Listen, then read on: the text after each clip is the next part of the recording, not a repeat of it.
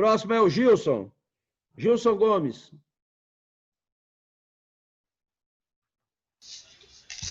Bom dia, senador. Bom Estão dia. me ouvindo bem aí? Tá bem. Então, gostaria de cumprimentar o senador Exalci, senador Major Olímpio, deputado Everton, o nosso vereador Fabrício e meus companheiros militares das Forças Armadas e me dirigir também às senhoras pensionistas. Eu sou o subtenente da Reserva Remunerada do Exército Brasileiro, Gilson Gomes. Eu servi por 34 anos, servi 3 anos na Força Aérea e 31 no Exército Brasileiro. E, inicialmente, antes de eu abordar meu tempo, só farei rapidamente as considerações iniciais, né? E nesses 34 anos, o que eu mais vi foram injustiças, né? Como alguns companheiros já colocaram. Injustiça de toda a ordem, principalmente para praças, né? E nós que somos graduados. Injustiças, como foi falado aí, para os sargentos dos quadros especiais, sargento QE do Exército, sargento do QESA da Aeronáutica, sargento dos quadros especiais da Marinha, a injustiça com o quadro de taifeiro da Aeronáutica, que foi promovido depois de termos uma lei lá da década de 60, promovido em 2010, e depois de ser promovido, hoje, alguns são suboficiais, mas têm os seus adicionais calculados em cima da última graduação, que normalmente é terceiro sargento. Injustiças contra o graduados, nós que fizemos o CAS, né, o curso de aperfeiçoamento de sargento, como o doutor Adão colocou nessa proposta que foi apresentada, que nós não tivemos, quem foi para a reserva no período de 2001 a 2019, nós não tivemos a oportunidade de realizar um curso de altos estudos, enquanto já tínhamos a previsão na medida provisória 2215, de 28 de dezembro de 2000, para que as forças começassem a operacionalizar esses cursos de altos estudos para praças e oficiais, e nós não tivemos. O Exército ainda fez, mas fez ali em 2012 e acabou escolhendo quem poderia fazer. Entendeu? A minha turma, que é de 88 da Escola de Sargento das Armas, nós fomos impedidos de fazer, a minha e as anteriores aí. Enfim, foram muitas injustiças que eu vi, que vejo hoje, né? E quando vem a lei 13954, né, de 2019, pensávamos que alguma coisa iria ser feita, ia reparar alguma coisa. Mas, infelizmente, como já foi colocado, as coisas pioraram, agravaram, aumentaram as distorções, criaram adicionais e concedendo percentuais maiores para determinadas categorias, principalmente quem está em cima na pirâmide. Tributar as pensionistas, né, os pensionistas que até então, pela redação original da Lei 3765 de 60, não eram tributadas e agora estão sendo tributadas. Enfim, é uma lei que veio para aumentar as distorções de tudo que já existia, né, de tudo de ruim para praças, né, porque nós que somos praças, sequer nós temos uma lei de promoção de praças. E estamos falando da Lei 13954, que vem para reestruturar a carreira dos militares. Ora, praça nós não temos uma lei, nós não temos segurança jurídica em nada. Nós somos promovidos por portaria pela mera conveniência da administração pública, de promover ou não. Enquanto nós temos a Lei de Promoção de Oficiais das Forças Armadas de 1972, hoje, em 2020, nós não temos uma lei de promoção de praças. E por isso, eu falo para o senhor, senador Exalci, é que nós temos tanta insegurança jurídica, nós temos tantos problemas envolvendo graduados. Por quê? Porque não temos uma lei. Entendeu? E aqui, rapidamente, eu passo então para a minha pauta aqui, que seriam os pontos que podem, no meu entendimento, que eles podem ser objeto de uma reparação num decreto. Né? Nesse sentido, eu coloquei aqui, né, a questão do adicional de habilitação, como o doutor Adão Farias, que já vem trabalhando nessa área e já colocou muito bem aí, né, o adicional de habilitação. Eu só pontuaria no adicional de habilitação ali, né, que realmente nós temos que observar a condição que esse militar ele ingressou nas Forças Armadas. Por exemplo, quando eu ingressei no Exército Brasileiro, no concurso público em 1987, na Escola de Sargento das Armas, me foi exigido o ensino fundamental, 8ª série. Eu lembro que na década de 80, quando eu ingressei no Exército, os nossos soldados ingressavam até pelo menos com a 4ª série. E foram avançando, né? Então, o que eu coloco, ponto A, deve ser observado a entrada desse militar. Qual foi a escolaridade exigida? Se dele foi exigido o ensino fundamental, nós temos que pontuar e definir o que venceram altos estudos para esse militar. Se ele entrou com o ensino fundamental, e ele progrediu, fez ensino médio, fez graduação, fez uma pós-graduação, mestrado, doutorado, como nós temos vários praças aí que já possuem essas pós-graduações, tem que ser observados também na hora de fazer uma equivalência de curso. E aí aqui eu pontuo com relação à equivalência de cursos, que no ano de 2015, ali 2016 exatamente, o Exército Brasileiro, através de uma portaria, fez uma equivalência de cursos entre o curso de aperfeiçoamento de oficiais, realizado na Escola de Aperfeiçoamento de Oficiais no Rio de Janeiro, a ESAO, e fez uma equivalência com o curso de mestrado em operações militares, que é um curso de altos estudos 2, que hoje paga um adicional de 25%. Então, por uma portaria, o Exército Brasileiro reconheceu essa equivalência e, a partir de 2016, todos os oficiais que realizaram aperfeiçoamento na Escola de Aperfeiçoamento de Oficiais até dezembro de 2000 tiveram o seu aperfeiçoamento reconhecido como altos estudos 2. Todos os oficiais, da ativa, inativos e as pensionistas também. Então isso foi feito um ponto aí que eu quero colocar, porque a possibilidade de cada uma das Forças Armadas também, na medida do possível, realizar essas equivalências de cursos, para que a gente também não possamos correr direto para o judiciário, já levando diversas demandas. Então isso vai depender de cada uma das Forças Armadas também de dar sua parcela de contribuição. Para o quê? Para tentar arrumar toda essa situação que elas também são as principais responsáveis. Entendeu? Então, assim, nesse ponto do adicional de habilitação, eu me coloco dessa forma. Aí, um outro ponto que eu gostaria de colocar aqui, que é de extrema importância, ele é tratado no artigo 2º da Lei 13.954. Foi ali a introdução do artigo 112A na Lei 6.880, que é o nosso Estatuto dos Militares, que acrescentou lá o 112A, que agora ele confere o poder à administração militar de convocar os militares que foram reformados por incapacidade física. Só que não traz ali um limite ali, ele não especifica quais serão esses militares que irão ser avaliados numa nova inspeção de saúde. Nós temos militares que estão há mais de 30 anos em casa, que estão reformados, inválidos. Então isso eu entendo, senador Exalci, que é possível o decreto tratar dessa matéria e delimitar quais serão esses militares que serão inspecionados. Porque o que acontece hoje é que nossos reformados estão aí desesperados, por quê? Porque eles não sabem. Só imagina um terceiro sargento que foi reformado há 25 anos atrás, por invalidez, aí passou a receber o grau imediato dele, conforme o artigo 110, parágrafo 1º do Estatuto dos Militares, ele passou a receber ali terceiro sargento como segundo tenente, proventos. E aí, digamos que esse terceiro sargento reformado, ele seja obrigado a passar numa nova inspeção de saúde. E aí, ele obtém ali um parecer apto. E aí, como vai ficar esse terceiro sargento que fez a escola de sargento lá atrás, lá na década de 90? Então, assim, isso tem que ser pontuado para ver se esse militar retorna na turma dele, ou se ele vai... O que vai ser feito? Então, esse é um ponto aí que precisa de uma regulamentação imediata, né, urgente, para poder assim, acalmar esses nossos companheiros que já estão na reserva aí com diversos problemas de saúde, né? Isso nós temos que levar em conta.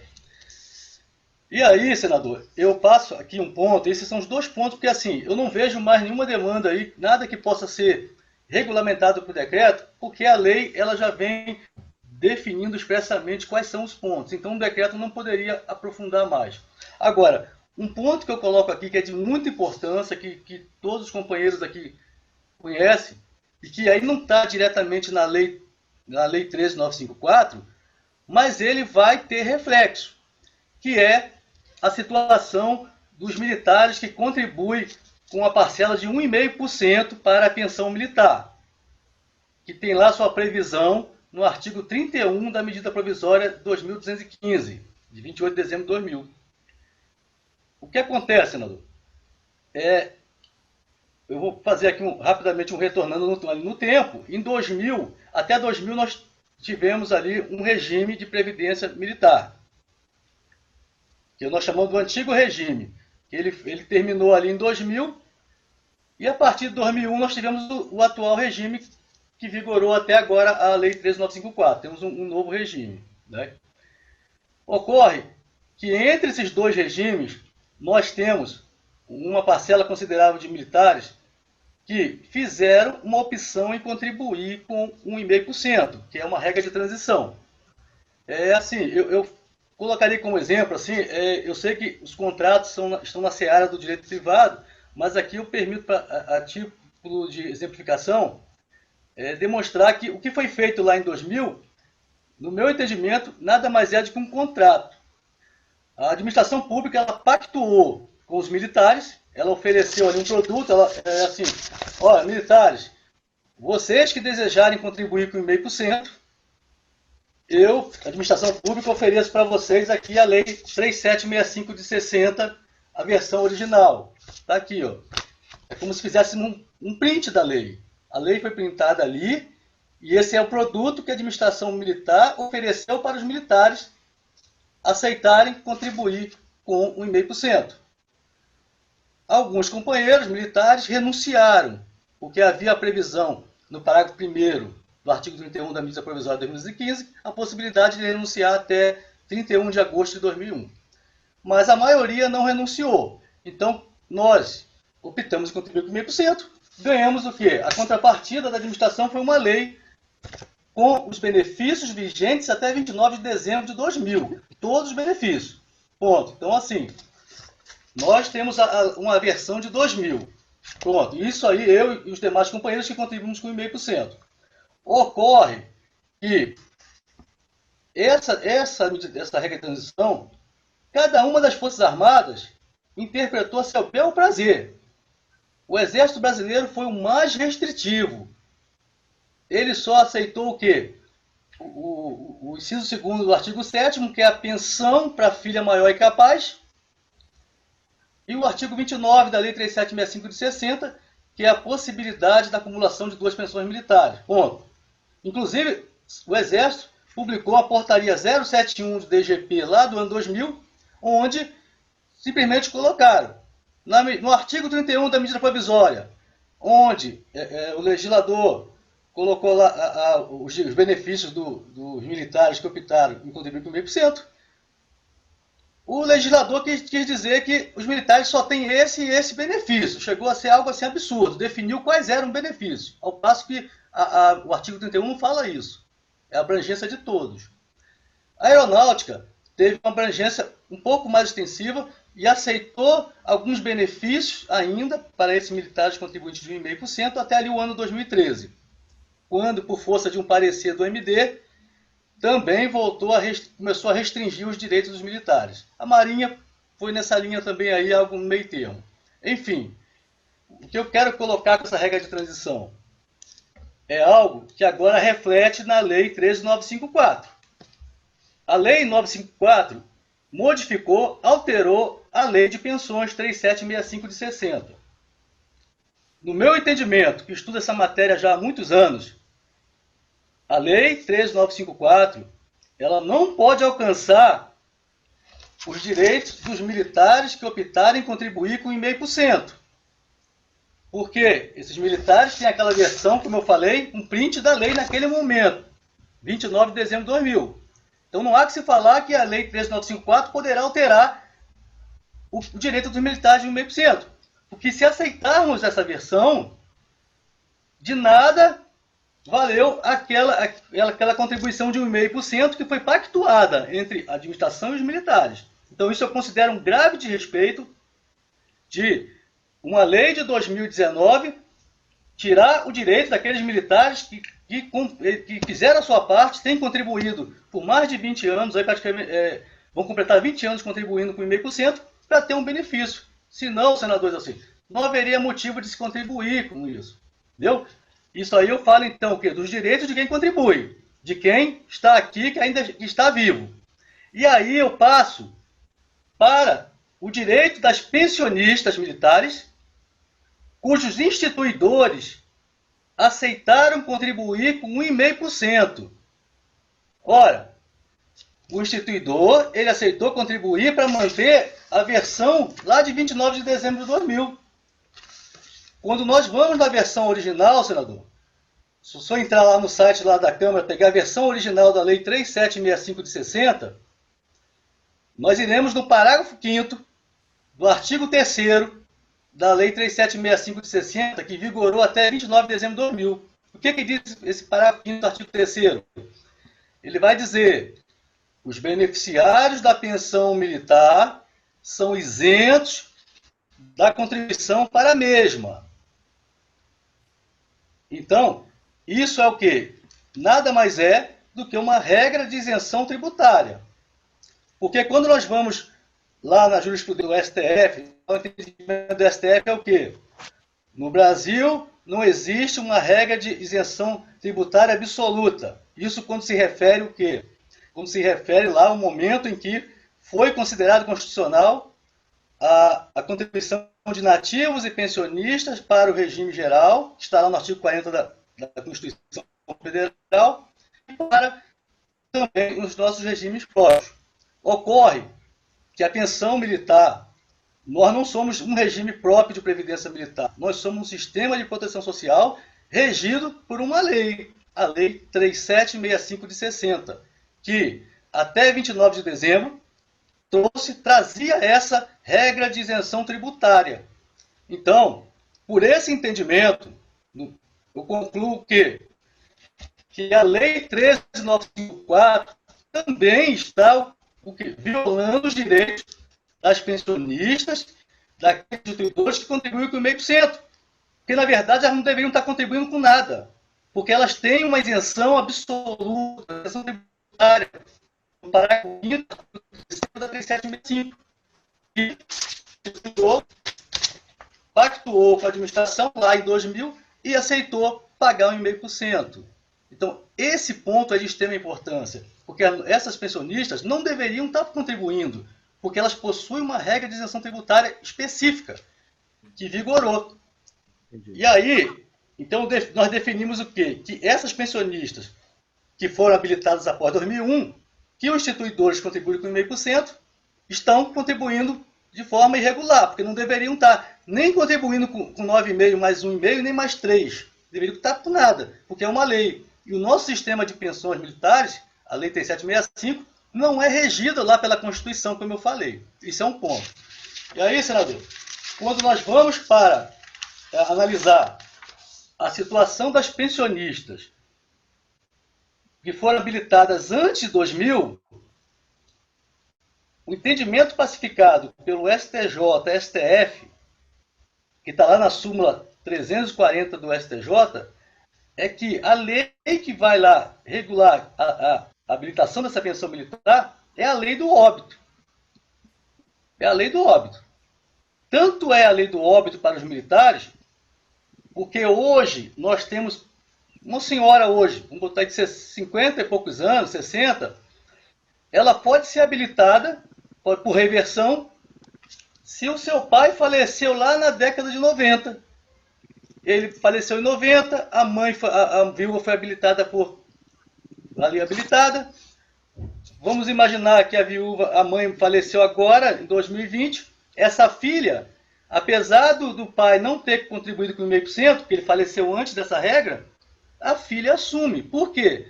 Porque é respeitada a lei do óbito. E se reconhecemos que a pensionista, a filha, pode assumir uma pensão por reversão agora, também temos que aceitar que essa filha também tem direito ao quê? A lei do óbito. E a lei do óbito é a versão da Lei 3765, com a alteração que houve lá em 1976, que introduziu o parágrafo 5º do artigo 3º, que é aquele que eu citei, né? Que os beneficiários da pensão militar são isentos de contribuição da mesma. Então, dessa forma, também as pensionistas que foram habilitadas até o marco temporal lá de 2000, 28 de dezembro de 2000, elas têm o direito a ter essa isenção, porque a lei naquele momento, a lei do óbito, trazia expressamente o direito à isenção tributária. Então, dessa forma, senador Isalci, no meu entendimento, a lei 13954 pode até criar, como criou ali, uma previdência, para uma pensão militar ali para pensionista. Mas essa regra não pode alcançar as pensionistas que foram habilitadas até 2000, né, e depois as reversões, e tampouco ela pode alcançar as pensionistas de instituidores que aceitaram contribuir com 0,5%. Então, dessa forma, ela vai alcançar quem? Vai alcançar as pensionistas de instituidores que ingressaram nas Forças Armadas a partir de 2001. Porque aí a lei já havia sido alterada, lá, 3765, já havia sido alterada pela medida provisória 2215. Então, assim, esse é um ponto grave, assim, eu acho que isso aí é algo que viola o direito, que nós temos que respeitar a legislação, nós temos que ter uma segurança jurídica com a questão das pensionistas. E aí, dentro das pensionistas também, eu trago aqui uma demanda que vem sendo solicitada muito aí, vem sendo questionada, que é a possibilidade do auxílio invalidez para as pensionistas.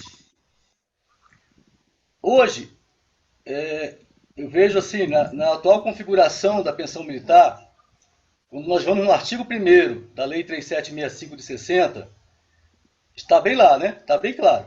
São contribuintes da pensão militar todos os militares das Forças Armadas e os pensionistas. Ponto.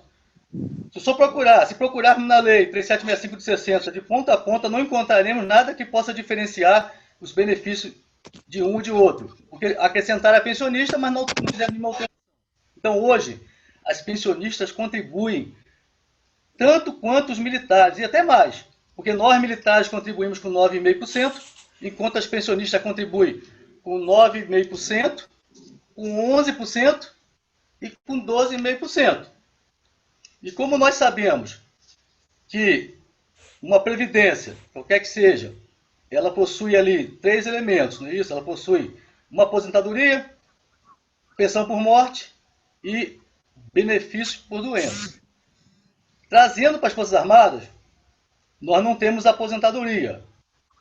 Nós, militares, somos transferidos para a reserva remunerada. Mas nós temos 2 itens que constituem qualquer previdência, que é a pensão por morte e são os benefícios por doença. No caso, o benefício por doença nosso é o auxílio invalidez. E nessa também, essa composição da Previdência Militar, nós temos também uma doutrina que aceita, se tivermos 2 elementos, teremos entendimento que temos sim uma previdência, que no caso nosso seria a Previdência Militar. E se temos uma parte da Previdência Militar, onde os contribuintes são militares e pensionistas, não se figura razoável, no meu entendimento, que as pensionistas não possam usufruir dos mesmos benefícios que os militares.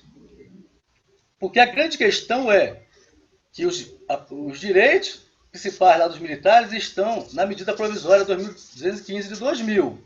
Senador Isalci, me permite fazer uma interrupção, por favor? Oi, Adão. É que o pessoal está comentando aqui que ele está fazendo uma explanação muito técnica e tem outros que têm interesse em falar o assunto específico Ô, que Gilson. está sendo tratado no decreto. Tá, ok. Vou aprofundar aqui. Vou fechar então, doutor. Vou fechar aqui então. Vou concluir então, doutor. Então, assim, na questão do auxílio invalidez das pensionistas, o STJ já tem um entendimento de que as pensionistas são regidas pela medida provisória 2215 também. Lá naquele caso do parágrafo 3º do artigo 14, que diz lá que o militar não pode receber menos que 30%. Então já há um entendimento, sim, que a pensionista também está inserida na medida provisória. E por dessa forma, como o auxílio invalidez está na medida provisória 2015 também, e por elas ser contribuinte, assim, eu entendo que elas têm o direito. Enfim, senador, esses são os pontos. Os demais pontos que eu coloquei aqui, concluindo aqui, que não pode ser reparado, seriam ali a possibilidade de acumulação dos adicionais de tempo de serviço e disponibilidade militar, que a lei traz uma vedação expressa no parágrafo 1º do artigo 8º. Essa vedação ali terá que ser objeto de um novo projeto de lei, algo para alterar, né? Porque hoje nós temos militares que recebem só disponibilidade militar, perderam o adicional de tempo de serviço, e temos os militares que recebem o adicional de tempo de serviço e não recebem a disponibilidade militar. Enfim, eu concluo dizendo que é importante esse trabalho do senhor e dos demais parlamentares para que possamos reparar injustiças, porque as injustiças são históricas, né? E eu coloco que ali, se eu pudesse também ver que a principal injustiça hoje para praças, graduados, é o que eu falei no início, a lei de promoção de praça que nós não temos. Então, assim, para mim, foi importante estar com o senhor aqui, participar desse evento, e agradeço a oportunidade de poder, de alguma forma, contribuir. Tá, deixa eu sugerir um negócio. Eu tinha falado no início que eu recebo no meu Zap, todo dia, várias mensagens falando de vários temas. Como nós reunimos, e o Adão, e o Gilson, e mais alguém, não lembro. Cláudio Lino. Que apresentaram sugestões, o Cláudio. O que eu sugiro, né, que eu pedi? Porque no Senado, na Câmara, você convence, o mais importante não é nem o artigo, o parágrafo, é a justificativa. Se você consegue fazer uma justificativa que todo mundo entenda a injustiça ou a correção ou a incorreção, fica mais fácil justificar. Então, a minha proposta é que eu só posso levar em consideração sugestões, essas coisas, tem que ter alguém, um interlocutor que tenha vamos dizer, a concordância de vocês, que eles falam em nome de vocês.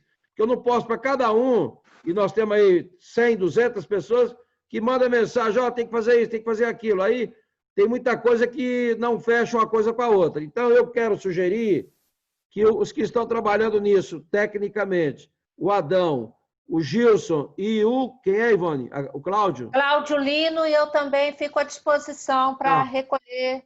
O que eu preciso? O que eu preciso? Pensão. Aí você vai fazer para mim a sugestão da alteração, se é decreto, se é parágrafo, se é artigo, vai fazer a redação correta para corrigir, e você vai fazer embaixo a justificativa disso. Eu vou passar, inclusive, isso para o Ministério da Defesa, o Ramos, sei lá para quem, e vou pedir que eles me dêem uma resposta disso, né? Para dizer que é correto ou não, porque você falou, tudo bem, né? Mas tem alguém lá que vai ter o contraponto disso. Então, eu preciso que você mande. E eu gostaria que viesse por tema. Tem a questão do QESA. Faz a questão do QESA. Tem que fazer isso no decreto, mudar a lei, e a justificativa por quê, que é isso, que é aquilo, né? Para a gente poder convencer item a item. É o que eu tinha pedido antes, quando eu abri a sessão, assim, vamos mandar para o governo oficialmente, não é? Quais são as questões que nós queremos e a sugestão. Então, podemos fazer diferente. Já mande logo o texto, se pode ser decreto, a redação do decreto. Se for artigo de lei, manda a sugestão do artigo e embaixo a justificativa, que é falando exatamente por que tem que mudar. As injustiças, o Supremo, decisão do Supremo, decisão do STJ, sei lá, para a gente poder, cada ponto desse, a gente discutir lá com eles. E eu quero antecipar, já quero mandar para eles, para quando começar o presencial ou tiver essa bendita reunião, a gente já tem todos a posição deles, a nossa, e vamos para o debate, entendeu? Entendi, senador. Eu quero me colocar aqui à disposição de todo o grupo para receber essa documentação e encaminhar para o senhor, porque daí fica melhor. Vê aquela proposta do Adão, se mantém exatamente como está, e me passa atualizado tudo isso, que eu vou fazer realmente o encaminhamento de cada coisa dessa. Inclusive, a proposta que o Adão mandou, eu preciso mandar junto também, para eles questionarem. Eu já tinha enviado ela para o senhor, só que agora ela vai atualizada. Isso, faça isso. E mais, então, eu vou pegar as propostas de todos para mandar para o senhor. Tá agora, bom, faça assim? isso, faça por item. Porque às vezes você consegue uma coisa e não consegue outra. Não é? Tá certo. Então, a gente vai eliminando os problemas pontualmente.